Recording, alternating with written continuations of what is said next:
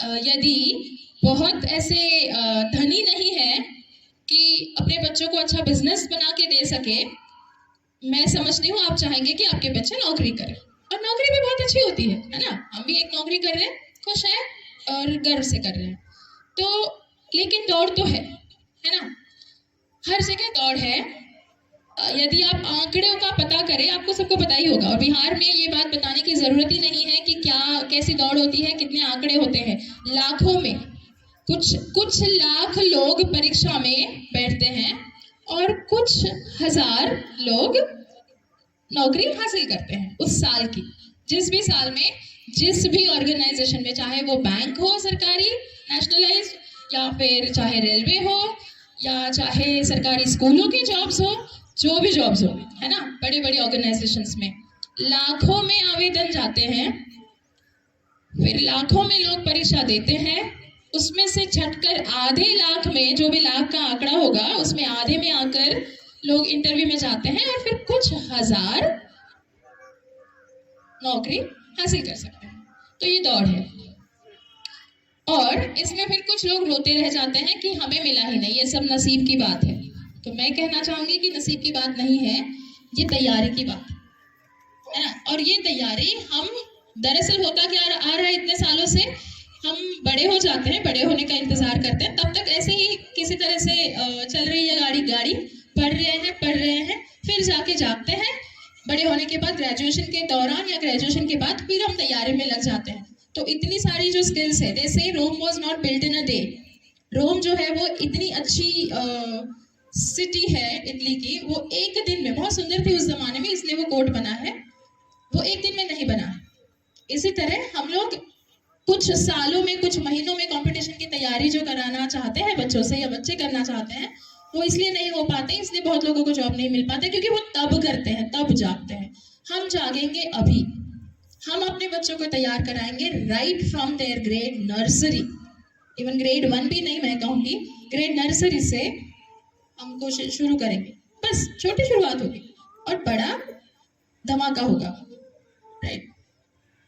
तो ऐसी भी कुछ परिस्थितियां होती हैं जब हमारे बच्चे यहाँ से निकलकर, स्कूल से, हमारे घरों से, जो बहुत मामूली, बहुत साधारण से क्या कहते हैं, हमारे घर का वातावरण होता है, उससे निकलकर ऐसी जगह में जाते हैं, थोड़े डर जाते हैं, घबरा जाते हैं, है ना। और फिर ये होता है, आपको दिखाई दे रहा है, उम्मीद करती हूँ कि समझ में आ रहा है आपको यहाँ क्या दिख रहा है चित्रों में। टेंशन वर्क प्लेस में, देखिए लोग चिढ़ा रहे हैं, लोग हंसते हैं फिर, क्योंकि वहां पे ऐसे भी लोग हैं ना जो बहुत हाई फाई स्कूल से आए हैं। ऐसी भी कंपनियां हैं जहां, हमारे इंडिया में, हमारे भारत में भी ऐसी कंपनियां हैं जहां हम भारतीय हैं, अमेरिकन आए हैं, कहीं ऑस्ट्रेलिया से लोग आए हैं, कहीं साउथ अफ्रीका से आए हैं। वहां तो हमारा थोड़ा सा वर्चस्व हो जाता है क्योंकि वो थोड़े काले होते हैं। हम सोचते हैं कि वो कमजोर हैं, हम थोड़े से उनसे सुपीरियर है। हम सोचते हैं कि अमेरिकन से, ऑस्ट्रेलियन से, वो बहुत गोरे हैं, तो वो थोड़े से ज्यादा हाई फाई हैं, इसलिए उनसे हम डर जाते हैं। जबकि ऐसा कुछ नहीं होता है, सब कुछ होता है। आपकी सारी की सारी काबिलियत होती है सिर्फ और सिर्फ आपकी शिक्षा में, आपके रंग रूप में, आपके कद में नहीं होती है आपकी कोई काबिलियत, सिर्फ शिक्षा में होती है।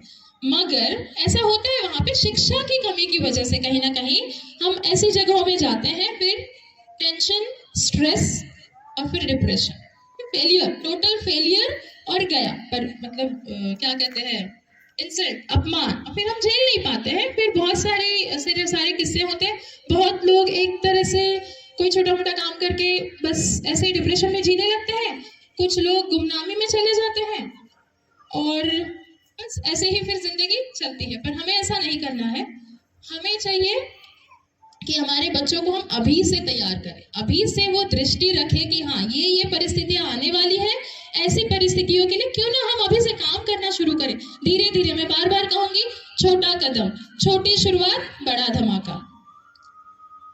तो इसके लिए हमें मिलकर काम करना पड़ेगा। तो हम 4 लोगों को, या 4 इकाइयां हैं, देयर आर 4 थिंग्स, 4 एंटिटीज और 4 institutions that need to join hands. हाथ मिलाते हैं, एक हाथ होगा हमारे टीचर्स का, एक हाथ होगा मैनेजमेंट का, एक हाथ होगा आपका, एक हाथ होगा हमारे छात्रों का। तब जाके आप देख पाएंगे, अगर चार हाथ मिल जाते हैं तो बच्चे अपने they can reach their goals. Then because when we join hands means we are supporting them. When we support them, their brain will work. When their brain works, they can reach their goals. When they reach their goals, they become successful. When they become successful, they get money, they get happiness. Money brings happiness. कुछ लोग कहते हैं कि पैसा खुशी नहीं खरीद सकता है। मैं कहती हूँ गलत है, पैसा खुशी खरीद सकता है। आप कितना भी इस बात से इनकार कर लीजिए, पर गलत है। पैसा खुशी खरीद सकता है। आप मान लीजिए कभी बहुत अकेले हैं और डिप्रेशन में हैं, दुखी हैं, पैसा खर्च करिए, एक मूवी देखने चले जाइए, कॉमेडी मूवी देखिए, कुछ देर के लिए ही सही आप हंसेंगे, है ना। आप बीमार हो गए बहुत, कोई नहीं है, कोई रिश्तेदार नहीं है, आप थोड़ा पैसा फेंकिए, नौकर रखिए, खुशी खरीद सकते हैं। क्योंकि आप आराम खरीद रहे हैं ना, आप ट्रीटमेंट खरीद रहे हैं। ट्रीटमेंट वही खरीद पाता है जिसके पास पैसा होता है। ट्रीटमेंट अगर आपने खरीद लिया, अपनी तबीयत अच्छी कर ली, फिर आप खुशी ही खरीद ली, क्योंकि उस समय तो आप गम में चले गए। उसके पहले जब आप गम में नहीं थे, उसके पहले जब बीमारी नहीं थी, तब लगता है कि पैसा थोड़ी खुशी खरीद रहा है, हम अकेले हैं, क्या कर सकते हैं, पैसा कुछ नहीं कर सकता। लेकिन कर सकता है, पैसा ही काम आता है जब पैसों की जरूरत होती है। तो हमें हमारे बच्चों को उसके लिए भी अच्छे से तैयार करना है कि वो अपनी खुशियां खरीद सके। और ऑब्वियसली जब इंसान सक्सेसफुल होता है, और सक्सेस का मतलब सिर्फ ये नहीं है, मैं नहीं कहूंगी कभी भी कि सक्सेस का मतलब सिर्फ पैसा है या सिर्फ अच्छी जॉब। ऑब्वियसली हम ये सब करते हुए वैल्यूज भी कहीं ना कहीं सिखाएंगे, तो हम ये भी सिखाएंगे कि रिश्ते कैसे बरकरार रखने हैं, बिहेवियर, बर्ताव कैसा अच्छा रखना है, तो वो तो आएगा ही, और वो भी खुशी का और सक्सेस का हिस्सा होता है। तो हम हाथ मिलाते जब हैं, तो एक फॉर्मूला मैंने तैयार किया, या होता ही है ऐसा एक फॉर्मूला, 3 वर्टेक्स फॉर्मूला, मतलब 3 बिंदुओं वाला फॉर्मूला। अब ये जो शिक्षक और मैनेजमेंट, ये जो दो लोग हैं, दो इकाइयां हैं, हम उनको उसको जोड़ देते हैं। Let us make it one as school, let us call it a school. So there are 3 points, 3 vertices. Vertex mathematics people will understand. एक है स्टूडेंट, एक है पेरेंट्स और एक है स्कूल। इन तीनों को मिलकर काम करना है हमारे बच्चों के लिए। तो अभी इस पर मैंने बहुत सोचा दरअसल कि किससे शुरुआत करें। 3 लोगों की जिम्मेदारियां हैं, एक के सफलता के लिए बच्चे। अब इनकी सफलता के लिए 3 लोगों की जिम्मेदारियां हैं, मैं किससे शुरुआत करूं? बच्चों की जिम्मेदारियों से शुरुआत करूं, टीचर्स की जिम्मेदारियों से, या फिर स्कूल की जिम्मेदारी से शुरुआत करूं, या पेरेंट्स की जिम्मेदारी से शुरुआत करूं? तो बहुत सोचने पर मुझे लगा कि हम में से हर कोई स्टूडेंट नहीं है, राइट? हम लोग हैं, हम teachers, we are consistent learners, consistent students. तो हम, मेरे टीचर्स भी हैं स्टूडेंट्स, पर आप लोग स्टूडेंट्स नहीं हैं। हम में से हर कोई टीचर नहीं है, पर हम में से हर कोई अभिभावक जरूर है। मैं एक अभिभावक हूँ, सर और मैम जो बैठे हैं वो भी अभिभावक हैं, आप सभी अभिभावक हैं।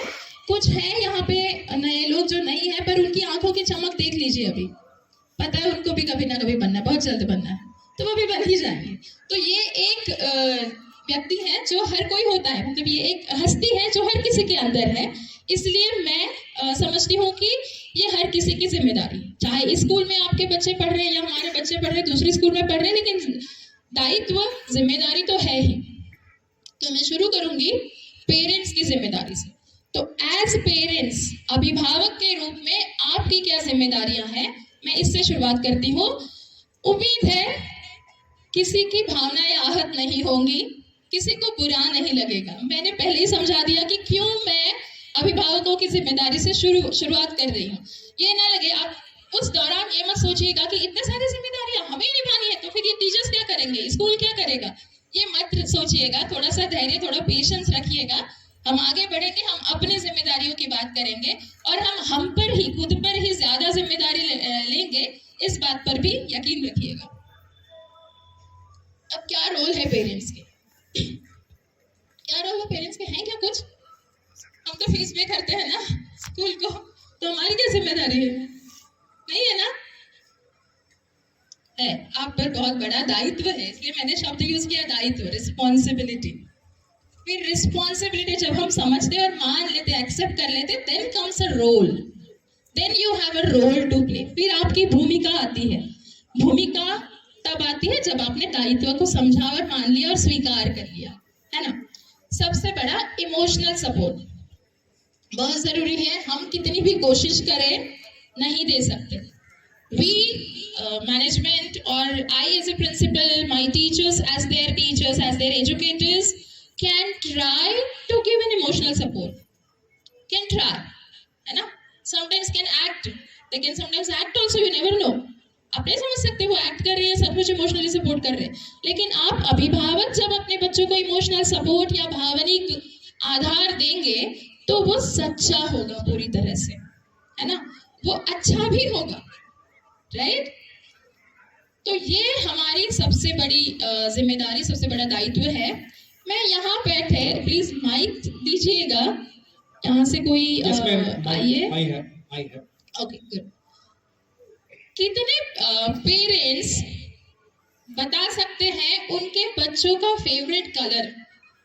जरा हाथ, you can raise hand, will cross check. Okay, हम नाम पूछेंगे आपका और क्रॉस चेक करेंगे, फिर आपके बच्चों से कल आते हैं वो।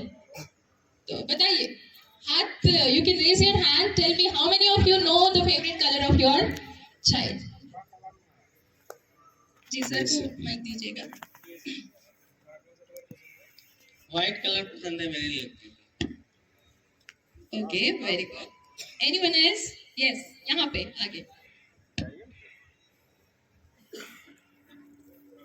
Yes sir. Pink colour. Okay, very good, that's great. अच्छा, और कोई है?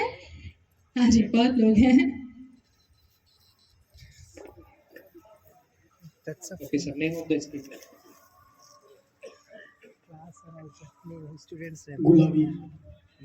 Okay, great.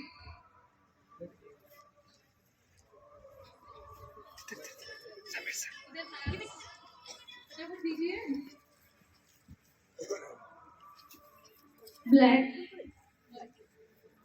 पिंक,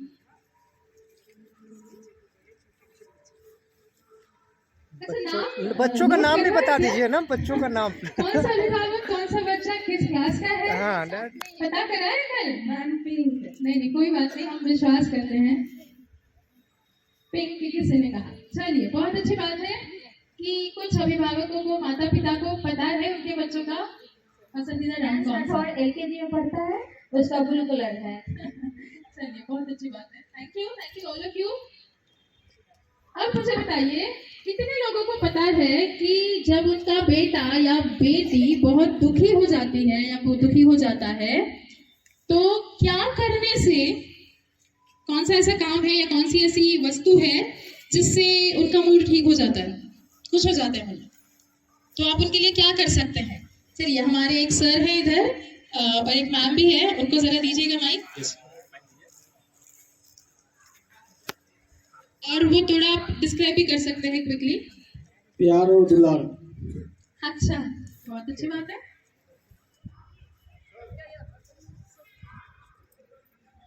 लाड प्यार तो मैम मायने रखता ही है, लेकिन इसके साथ अगर इसको कलर मिल जाए या फूल मिल जाए तो ज्यादा खुश हो जाती है। That's wonderful. A big round of applause. Thank you ma'am. Anyone?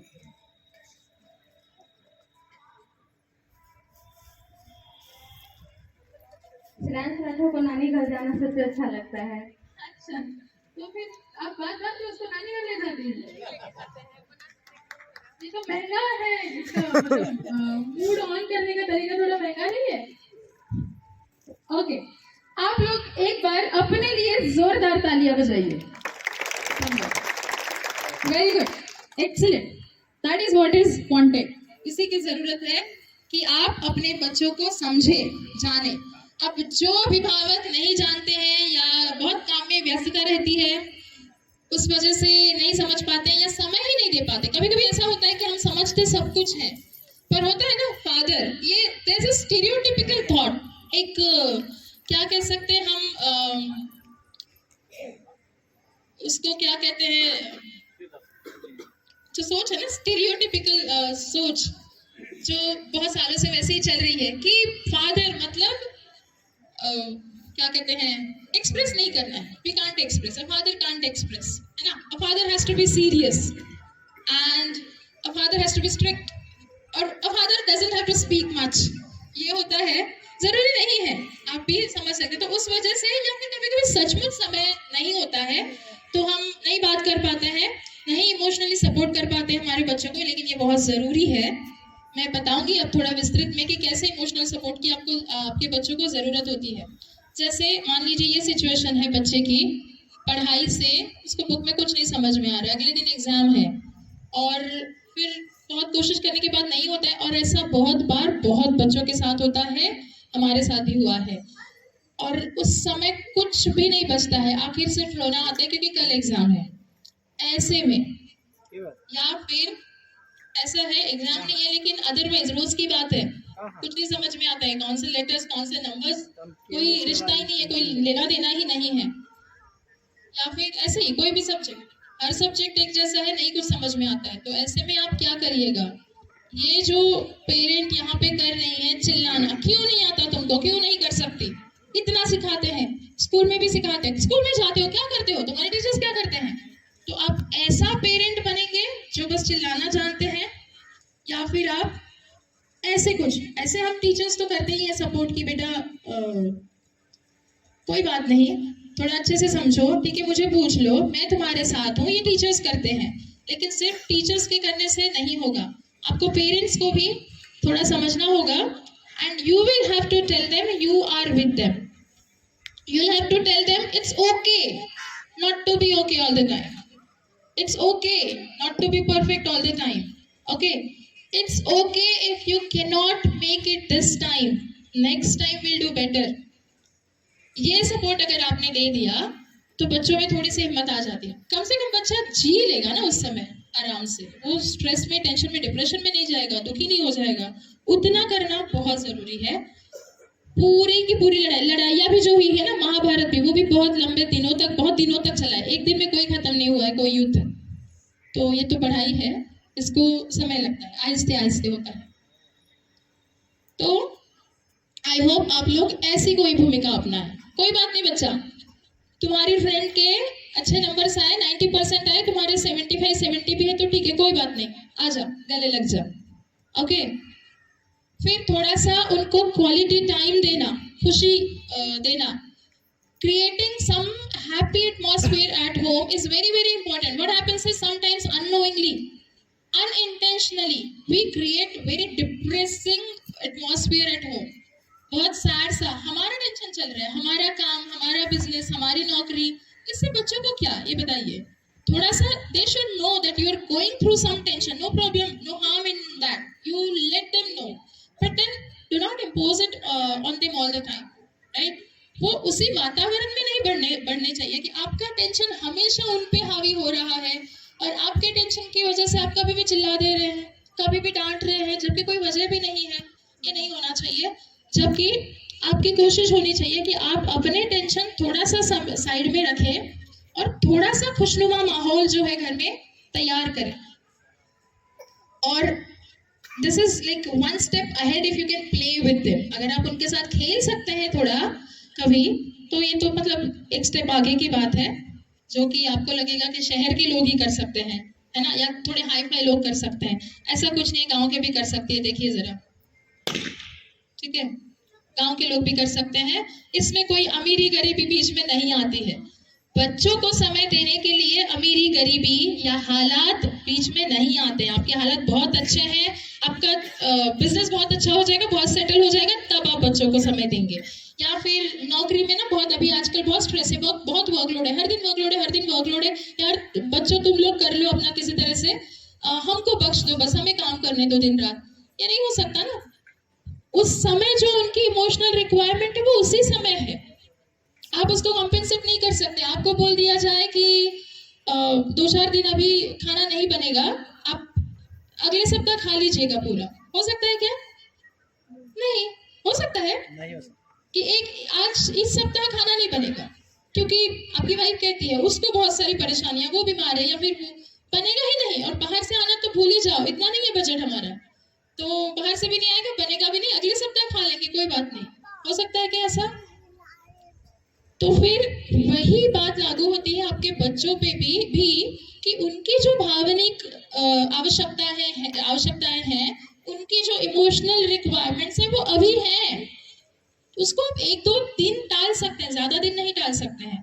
तो आपको थोड़ा सा समय, और देखिएगा हम सोचते हैं ना कि कुछ बच्चे ये अच्छे घर के बच्चे हैं इसलिए इतने कॉन्फिडेंट है, ये अच्छे घर के बच्चे हैं इसलिए इतने पढ़ाई में तेज है। अच्छा घर क्या होता है? पैसों से बनता है अच्छा घर? बिल्कुल नहीं बनता है, थोड़ा बहुत ठीक है, हमने डेफिनेशन बना ली है। अच्छा घर मतलब पैसे वालों का घर, ऐसा नहीं है। अच्छा घर मतलब जहाँ वातावरण अच्छा है, जहाँ वातावरण शांतिपूर्ण है, पीसफुल है। हम अपनी लड़ाइयाँ वाली पति पत्नी के बीच लड़ाई हो रही है, या घर में सास ससुर के साथ किसी के भी साथ हो रही है, वो बच्चों के सामने जहां तक हो सके ना करें। हमारे टेंशन, हमारे सीरियस डिस्कशंस जहां तक हो सके बच्चों के सामने ना करें।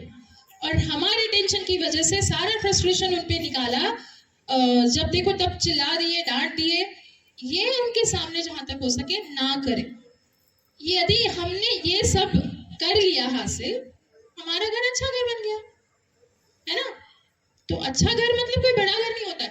और आप यकीन नहीं मानेंगे, मतलब आप शायद इस बात को नहीं मानेंगे कि यही बहुत बड़ा फर्क होता है। हमें लगता है कि स्कूल का डिफरेंस है, हाई फाई स्कूल में गए हैं हमारे बच्चे, थोड़े शायद मीडियोकर स्कूल में गए हैं, इसलिए फर्क है, इसलिए उनके कॉन्फिडेंस में फर्क इससे नहीं होता है।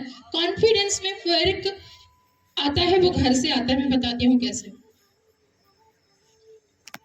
तो मैं बाद में बताती हूँ। अभी तो बीच में ये भी एक और पॉइंट है कि दूसरी चीज, जैसे एक इमोशनल सपोर्ट की आपसे उम्मीद है, दूसरी उम्मीद है आप उनको कभी कंपेयर ना करें, तुलना नहीं करें। जैसे आप चित्र में देख रहे हैं एक हाथी और एक इंसान का बच्चा। हाथी के बच्चे की और इंसान के बच्चे की भी तुलना नहीं हो सकती। तो एक पूरा पूरा बड़ा हुआ हाथी और एक इंसान का बच्चा, हो सकती है क्या तुलना? वो तो उसको दवाई देगा, गिरा ही देगा ना। तो जिस तरह ये तुलना पॉसिबल नहीं है, उसी तरह एक क्लास के अंदर जो अलग अलग घर से बच्चे आए हैं, जिनके पेरेंट्स का शायद एजुकेशनल बैकग्राउंड अलग अलग है, या फिर वातावरण भी, जैसे कि मैंने अभी थोड़ी देर पहले बात की वातावरण की, वो अगर अलग अलग है तो, और सबका दिमाग, सबसे पहली बात तो सबका अपना दिमाग अलग अलग है, तो ये सब जब अलग अलग है तो आप उनकी तुलना कैसे कर सकते हैं? Sorry for interruption.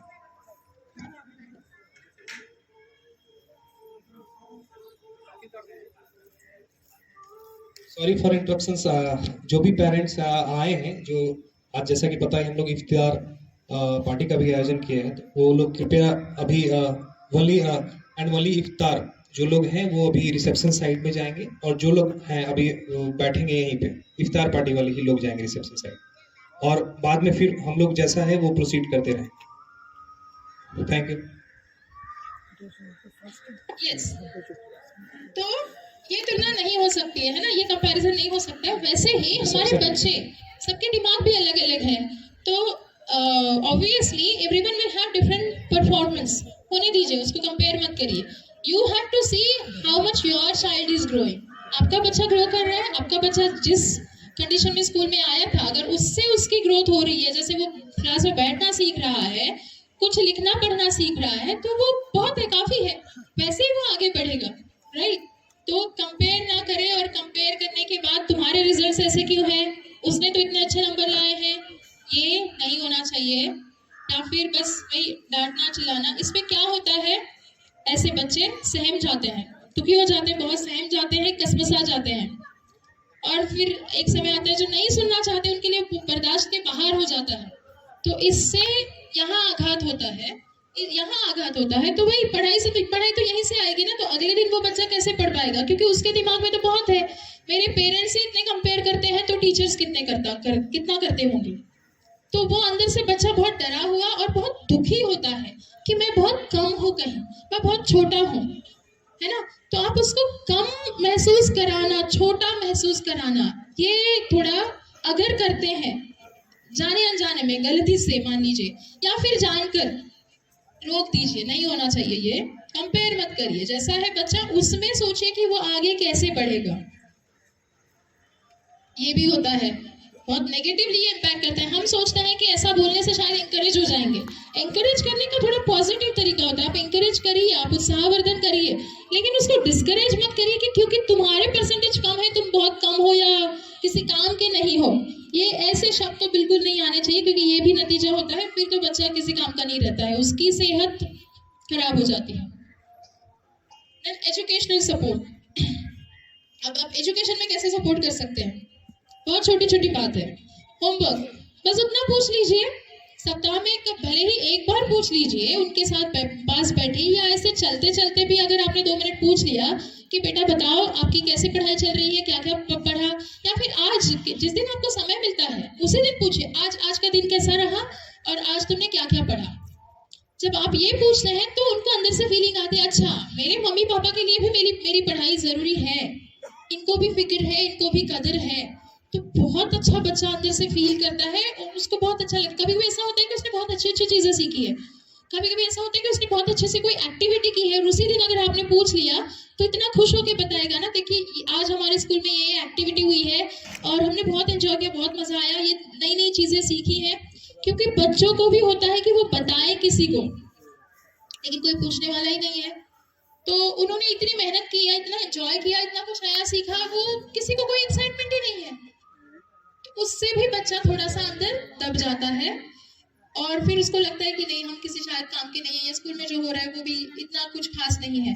तो ये सपोर्ट हो सकता है, आप बस थोड़ा पूछे या कभी कभी बस बैठ जाए उनके साथ और थोड़ा सा पूछ ले कि अच्छा इसको कैसे सॉल्व करते जरा करके दिखाओ।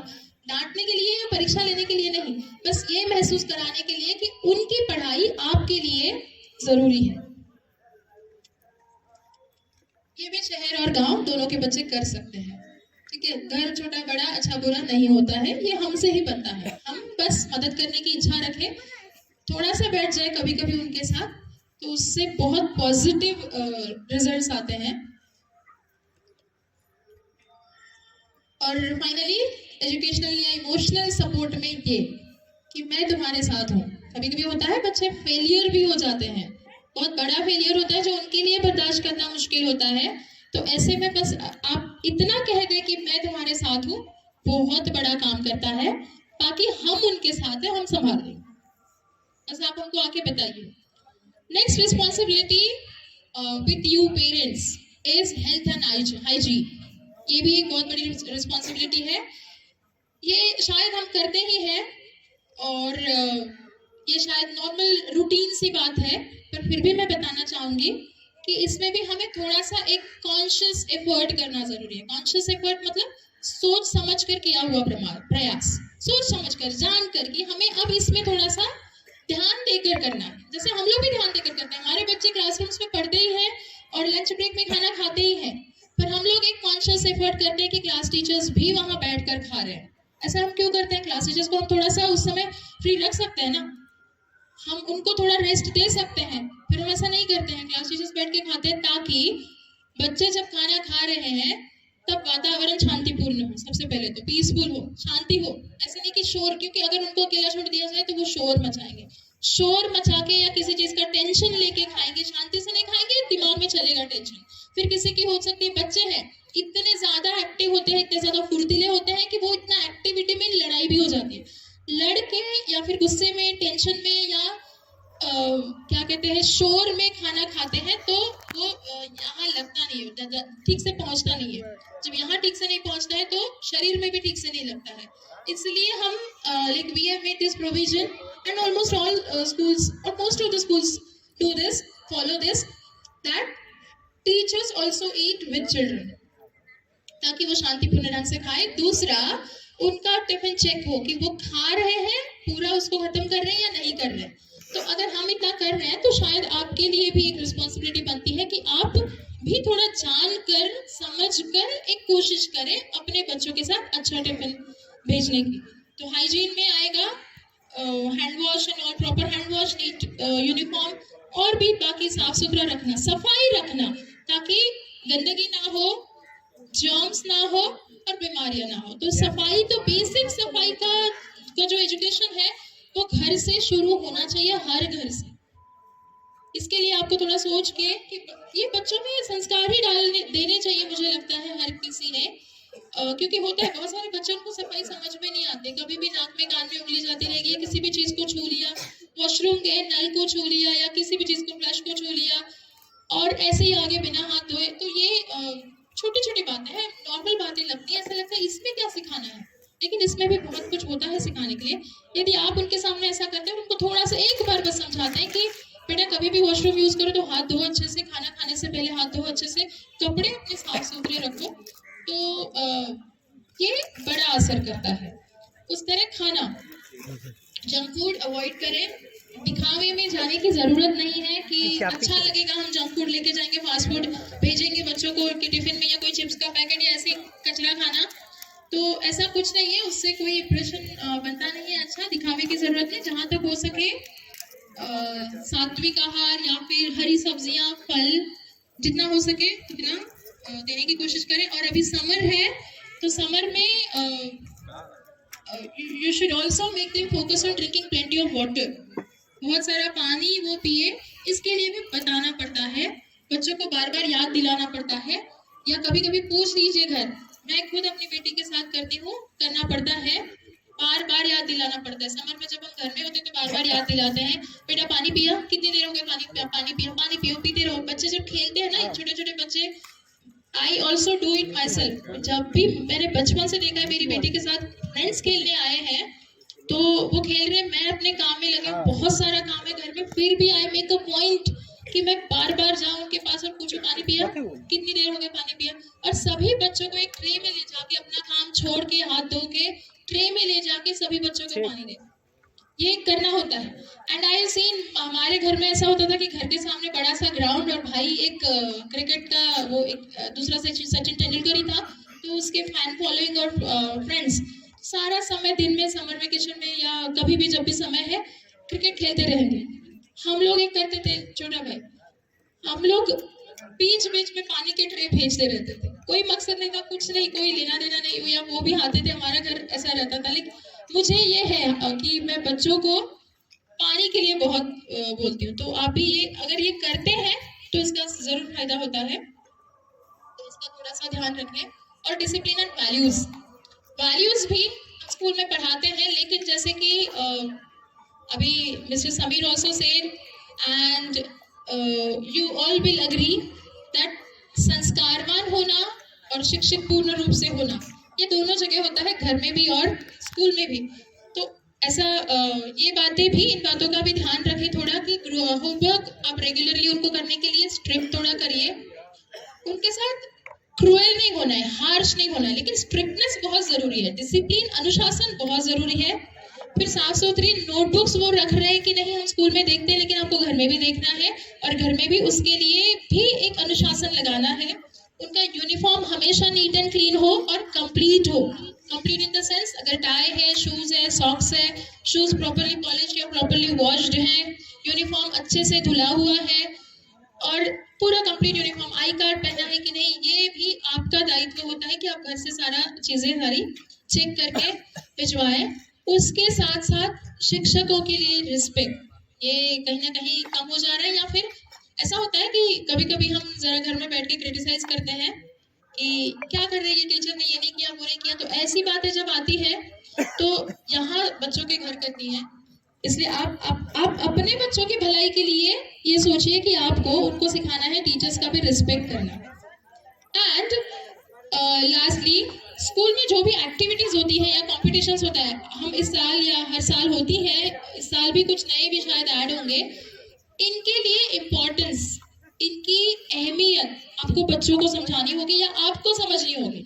ऐसा हो सकता है कभी किसी एक्टिविटी के लिए छोटा सा कोई मटेरियल भेजना है, या कोई भी तैयारी हो सकती है कि 1-2 दिन बाद स्कूल में कोई एक्टिविटी है या कोई कंपटीशन है, और आपकी तरफ से वो रेजिस्टेंस नहीं आना चाहिए, बल्कि आपको ये सोचना होगा कि हर एक कंपटीशन जो है वो एक अवसर होता है, वो एक मौका होता है बच्चों को अपना टैलेंट निखारने का, अपनी प्रतिभा को निखारने का, और उसको अपनी प्रतिभा को एक मौका देने का, है ना, अपने व्यक्तित्व को निखारने का। इसलिए उसका क्रिटिसिज्म ना हो, ये इस बात का थोड़ा सा ध्यान रखिएगा। और यह आपसे उम्मीद भी की जाएगी इस बात के लिए कि आप उसको सपोर्ट करें, बोले कि हाँ जरूर आपको हिस्सा लेना है इसमें।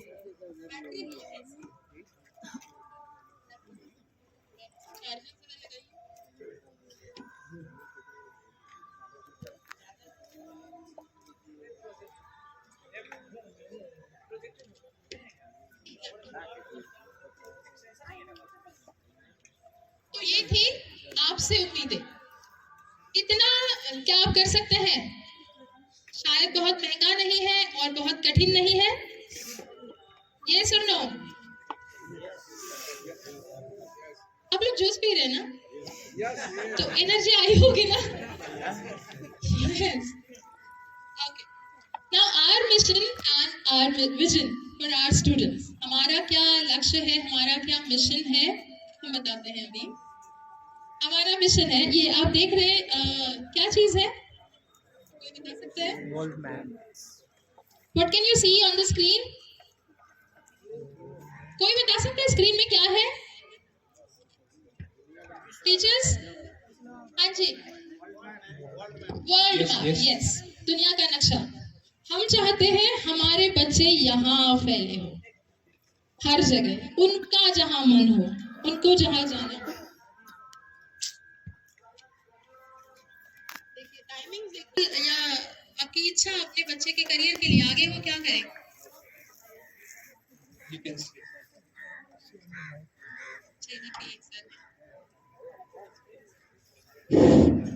मेरा इच्छा है बेटा अच्छा सब पढ़े, आपके स्कूल और कुछ बन के दिखाए।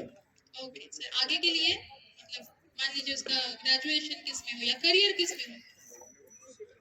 अब तो उसके ऊपर में है, अच्छा उसके क्लास 10 के बाद में उसका क्या इच्छा है अच्छा, वो तो वही अपने सोचेंगे। हम लोग तो चाहते हैं अपने से अच्छा करें। Okay good good. और कोई हमारे अभिभावक जी उधर?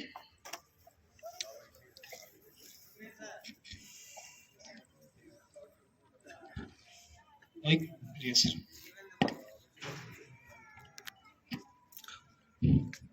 जैसे वर्ग के शिक्षक बच्चे को उचित ढंग से सीख कर ले चलेंगे, हम गार्जियन सही ढंग से सहयोग करेंगे। उसका नॉलेज जैसा आप देंगे वैसा ही ना उसका विकास होगा। जी जी बिल्कुल।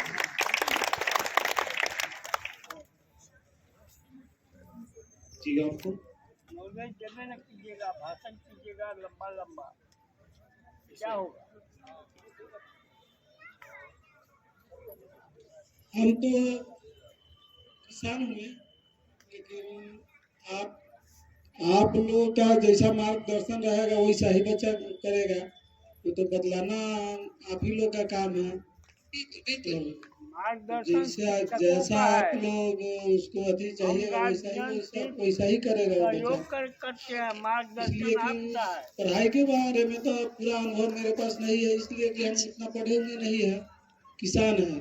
लेकिन हम अपने बच्चे को CBSE से नर्सरी से लेकर अभी 10 में उसको लाए, इसी उम्मीद के साथ कि सर लोग मैंने जैसा उनको रास्ता देंगे वैसा आगे बढ़ेगा, और आगे बढ़ने के बाद आपका भी नाम होगा, मेरा भी नाम होगा। बिल्कुल बिल्कुल sir, thank you very much. Yes let और अस बहुत कंटिन्यू। धन्यवाद सर। Thank you. तो जैसा कि मैंने कहा, हम चाहते हैं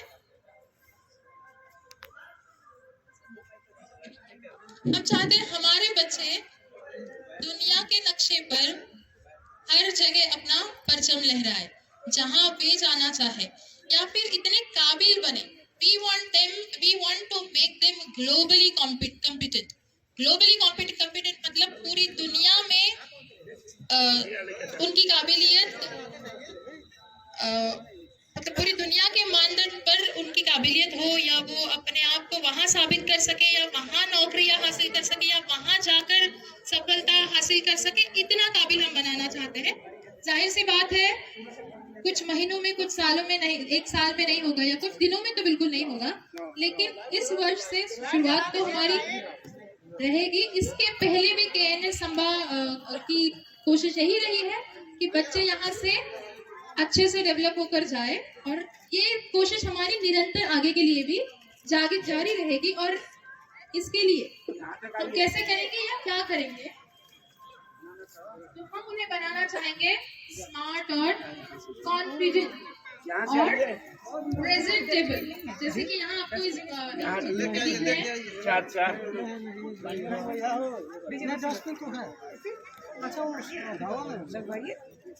इन चित्रों में जो आपको बच्चे दिख रहे हैं, जैसे ऑब्वियसली हमारे बच्चे ऑलरेडी हमारे कुछ बच्चे काफी स्मार्ट कॉन्फिडेंट हैं। हम चाहते हैं हमारा हर एक बच्चा स्मार्ट और कॉन्फिडेंट बने, प्रेजेंटेबल बने और गुड कम्युनिकेटर्स बने। मतलब मीटिंग हो, चाहे जैसे ये ऑडियंस है, ऑडियंस के सामने बोलना हो, या कोई भी टीम के साथ काम करना हो, करवाना हो, तो कम्युनिकेशन स्किल्स जो उनकी है, like to be able to speak in English, to be able to speak very nicely in English, to be able to speak in Hindi as well, और किसी भी भाषा में, भाषा कोई भी हो, लेकिन कॉन्फिडेंटली, इफेक्टिवली, आत्मविश्वास के साथ और पूरी क्या कहते हैं इम्पैक्ट के साथ, इफेक्ट के साथ वो बात कर सके। इतना हम उनको अच्छे कम्युनिकेटर्स बनाना चाहते हैं। फिर हमारे उद्देश्य है कि वो लर्नड एंड कॉन्फिडेंट बने, पढ़े लिखे बने, एजुकेटेड बने और कॉन्फिडेंट बने, चाहे वो